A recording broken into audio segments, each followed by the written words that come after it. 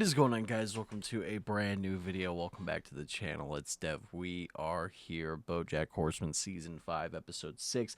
Last on Bojack Horseman. Sorry we missed last week, but we're back at it again. Season 5, Episode 6. Last on, though, Amelia Earhart's story. You know, Princess Carolyn and her whole story and what she went through. Her mom, manipulative, Eddie, and then she went back home, tried to, get a baby from somebody practically and raise it or something. I'm not totally for sure. But good episode. I'm excited to see what happens next. Let's get into BoJack Horseman Season 5, Episode 6. In 3, 2, 1. Woman to weep. But when they do it at such a volume, you can hear it through the door. That's when you know they're doing it just for the attention. Anyway, I was able to cobble together a sandwich for myself. So I'm the real hero of the story. It was a couple hours later when I realized I was on a good run with my novel. I had this really interesting sentence that kept going for pages and pages, and I thought about how rare it is to really get in the groove like that. How most days I can't concentrate because my idiot child is blasting the television. And it suddenly dawned on me, hot cock on a rock, she never even picked up the little noise and snot factory. So, here I am, being your mother, which I know is giving you all sorts of mixed up ideas about gender while your brain is still loose and just remember, if you become a queer later in life, this isn't my fault. Don't just sing those songs in your nightclub act called My Daddy Was My Mommy while gazing longingly at a tangled string of pearls. Pearls are for ladies, Bojack. Pearls are for ladies. You know Sunday's my writing day. Some days, sooner or later, you need to learn that no one else is going to take care of you. That's what I learned when I had to make my own sandwich. You can't rely on other people, Bojack. It's good for you to know that. And she's a good mother for teaching you that. You got a head start on most kids. You're actually very lucky.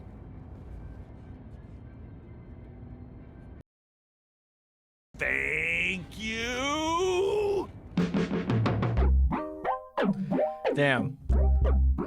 With all of that mumbo jumbo in between, I mean, it's a good message. I mean, you can't rely on somebody else. You can't lean on somebody else to help you.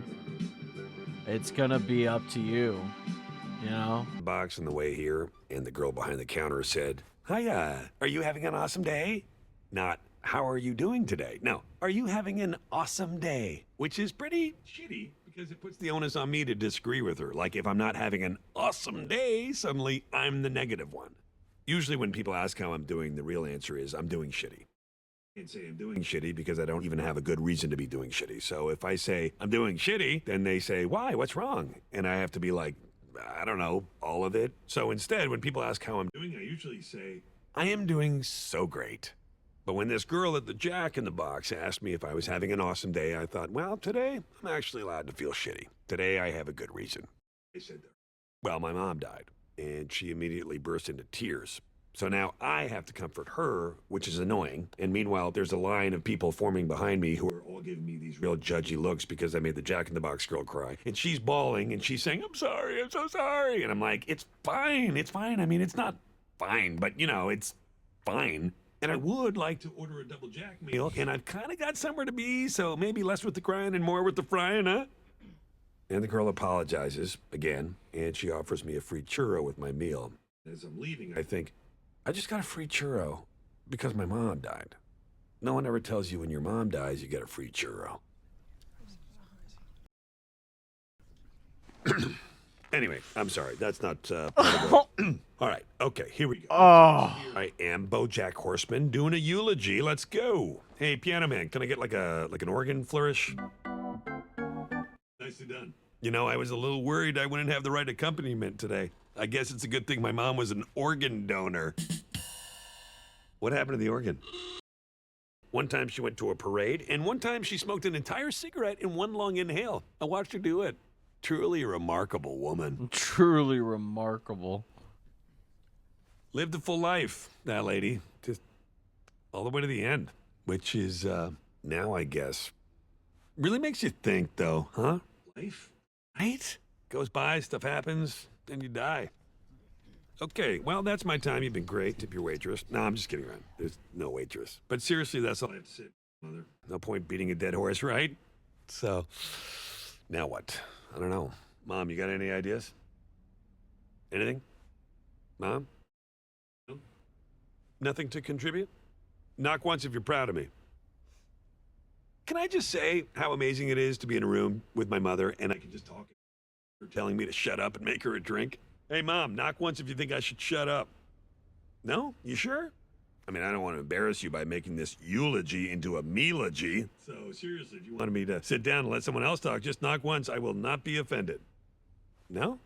You're a funeral. Sorry about the closed casket, by the way. She wanted to know the casket, but, she's dead now, so who cares what she wanted? No, that sounds bad. I'm sorry. I think that if she could have seen what she looked like, she'd agree it's better this way. She looked like this. Kind of like a pissed-off toy dinosaur. Corner could... So now her face is forever frozen in a mask of tremendous horror and anguish. Or as my mom called it, Tuesday. Tuesday. My mom called it Tuesday. Hey, Mom, what'd you think of that joke? You like that? Oh. You never did care for my comedy. Oh. Here's a story. When I was a teenager, I performed a comedy routine for my high school talent show. There was this cool jacket that I wanted to wear because I thought it would make me look like Al. For months, I saved up for this jacket. But when I finally had enough, I went to the store and it was gone. They just sold it to someone else. So I went home and I told my mother and she said, let that be a lesson. That's the good that comes. She was really good at dispensing life lessons that always seemed to circle back to everything being my fault. But then, on the day of the talent show, my mother had a surprise. She bought me the jacket. And even though she didn't know how to say it, I knew this meant that she loved me. Now that's a good story about my mother. It's not true. Right? I stole it from an episode of Maude I saw when I was a kid where she talks about her father. I remember when I saw it thinking, that's the kind of story I want to tell about my parents. I kept waiting for that, the proof that even though my mother was a hard woman, deep down, she loved me and cared about me and wanted me to know that I made her life a little bit brighter. Even now, I find myself waiting. Hey, Mom, knock once if you love me and care about me and want me to know that I made your life a little bit brighter. My mother did not go gentle into that good night. She went clawing and fighting and thrashing. Hence the face. If you'd seen her. I swear to God, the only thing you'd be thinking about right now is that I am nailing this impression. I was in the hospital with her those last moments, and they were truly horrifying, full of nonsensical screams and cries. But there was this moment, this one instant of strange calm, where she looked in my direction. And I see you. It's the last thing she said to me. I see you.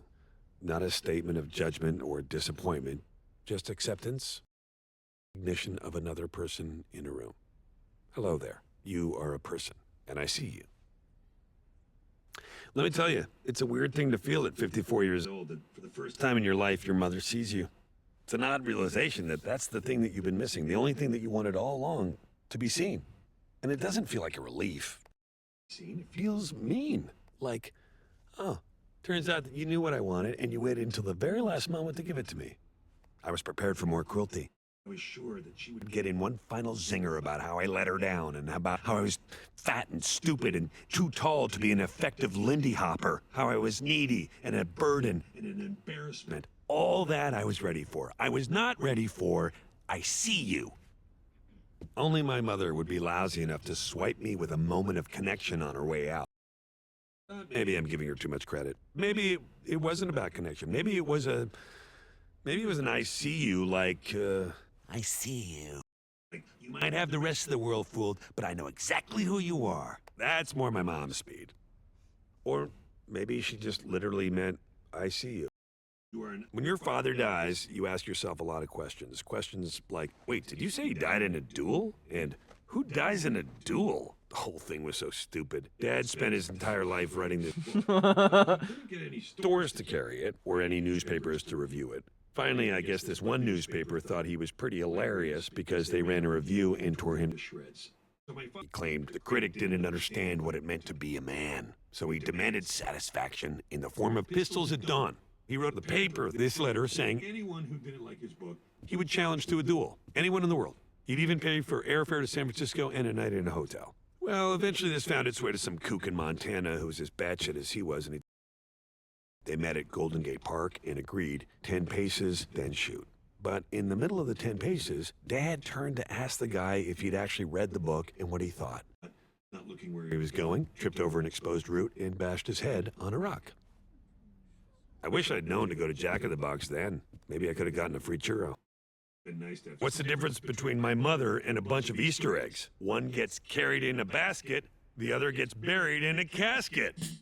Ready for one more? Last one. What's the difference between a first-year lit major and my mother, Beatrice Horseman? One is decently red, and the other is a huge bitch. I used to be on this TV show called Horsing Around. Seriously, though, hold your applause. Well held. It was written by my friend Herb. The stranger behind the counter gave me that free churro. That small act of kindness showed more compassion than my mother gave me her entire goddamn life. How hard is it to do something nice for a person? This woman at the Jack in the Box didn't even know me. I'm your son. All I had was you.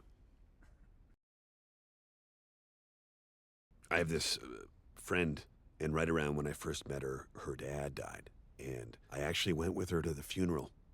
And months later, she told me that she didn't understand why she was still a... Beatrice Horseman was born in 1938, and she died in 2018, and I have no idea what she wanted. Unless she just wanted what we all want. To be seen.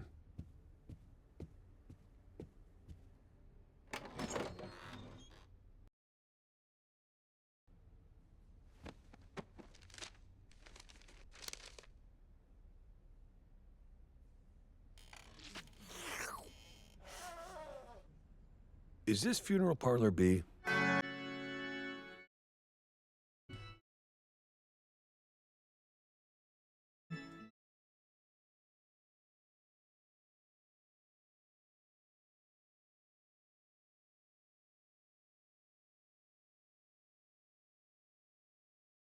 What the fuck? What a monologue of a solid 25-minute monologue, but holy shit, bro.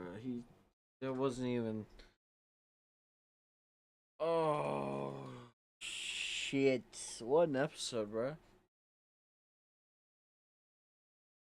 The whole eulogy was just him practically shitting on his mom, making jokes on his mom, making jokes about his life and what he's gone through, referencing his old show, Horsing Around, and just, yeah, hating on his mom. We saw a little bit of his dad early. And oh, that's tragic, bro. It's sad. There's a comment in my stream earlier, I think it was from Ace. This show could go from happy and, like, not even happy, but just funny, hilarious, yada yada yada, to fucking the most depressing shit ever. It's so sad.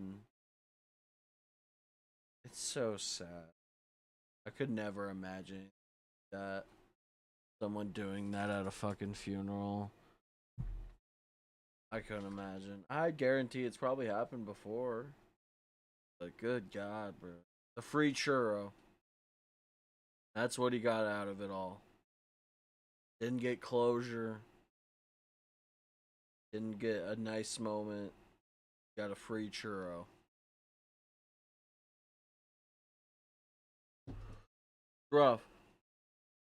It's rough.